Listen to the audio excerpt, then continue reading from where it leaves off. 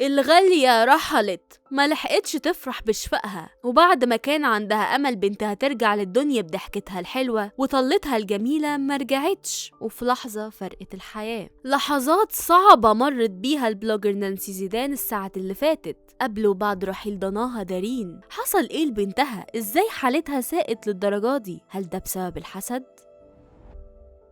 البلوجر نانسي زيدان ما كانتش عايزة حاجة من الدنيا غير إن بنتها ترجع لحضنها، لكن للأسف دخلت تعمل عملية مفيش كام ساعة وكانت مفارقة الحياة. دخلت نانسي في حالة من الصدمة، مش قادرة تستوعب اللي حصل، لكن زي ما طلبت من المتابعين يدعوا لبنتها وهي داخلة أوضة العمليات، ولما خرجت قالت لهم بنتي حاليا في العناية المركزة وهتقعد 48 ساعة، ولسه المفروض هتعمل عملية تانية بس مستنيين الدم يتظبط والضغط كمان عشان نقدر نعملها. دعواتكم ليها بتفرق وبتخلينا نعدي الصعب وأصعب مرحلة كمان، وقالت ادعوا لها تعدي اليومين دول على خير.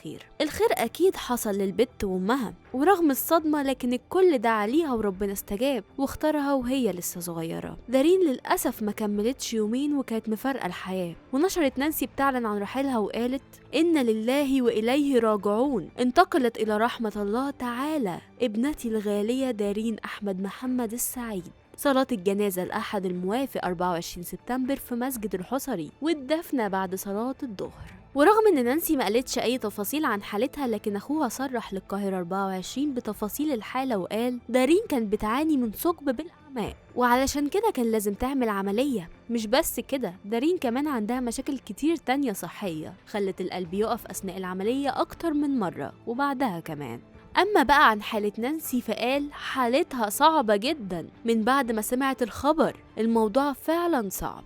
خبر رحيل دارين أحزن كل الناس، وكتير من النجوم والفنانين علقوا لنانسي بيواسوها ويدعوا لها ولبنتها بالرحمة، وده لأن فعلا نانسي ودارين قريبين جدا من الجمهور، وكانوا بيظهروا دايما مع بعض في كل صورهم، واشتهروا بتصميم الملابس وتقليد المشاهير والمكياج. عشان كده بعض الناس اجتمعت إن ده حصل لها من الحسد بسبب ظهورها الكتير مع والدتها، وإن دارين جميلة فعلا فأكيد اتخذت عين خلت ده مصيرها. لكن هي ظهورها ما كانش بدون هدف ولا حاجة، ده نصيبها ومكتوب لها تمر بظروف التعب دي كلها وتفارق الحياة بعد العملية اللي كانت الأمل الوحيد. نانسي زيدان من البلوجرز المشهورين والمحبوبين جدا على السوشيال ميديا، قالوا عليها مبدعة التيك توك، وهي مبسوطة باللقب ده جدا، واللي بتعمله مبهر بالنسبة لفئة كبيرة من الجمهور. هي من مواليد المنصورة واتخرجت من كلية إعلام ودرست فن المكياج، واستغلت كل حاجة في الميك اب وبقت ميك اب ارتست، لكن بعد كده اتفرجت لشغفها وحبها لتقليد الشخصيات السينمائية والدرامية في أعمال فنية من حيث الشكل والمكياج في أدوارهم، وده غير الشخصيات الكرتونية كمان اللي بتحبهم جدا.